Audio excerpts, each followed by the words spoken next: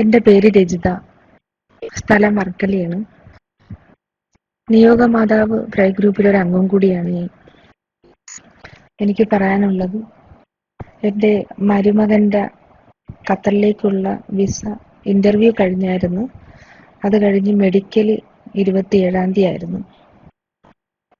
മെഡിക്കലിൻ്റെ pass ഭയങ്കര സ്ട്രിക്റ്റാണ് ഖത്തറിലോട്ടുള്ള medical.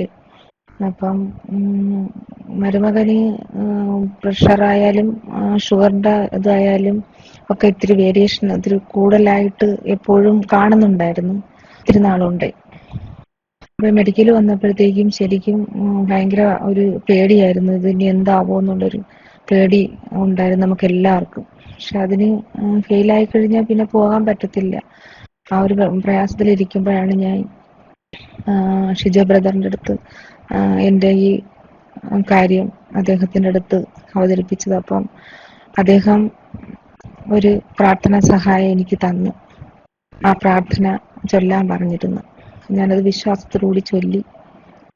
എന്തെന്നായാലും അത്ഭുതകരമായിട്ട് ആ മെഡിക്കൽ പാസ്സായി.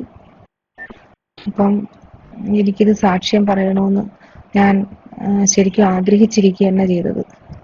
അതുപോലെ സംഭവിച്ച് എനിക്ക് സാക്ഷ്യം പറയാൻ എൻ്റെ മാതാവ് എനിക്ക് ഒരുക്കി തന്നു.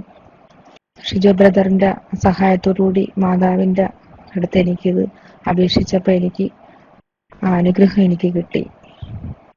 എനിക്ക് വളരെ വളരെ സന്തോഷമായി. ഇനി മാതാവിൻ്റെ അതിനോടൊരു സഹായം എനിക്ക് എപ്പോഴും ഉണ്ടാവുന്നതിന് വേണ്ടി എന്നും ഞാൻ കടപ്പെട്ടിരിക്കുന്നു.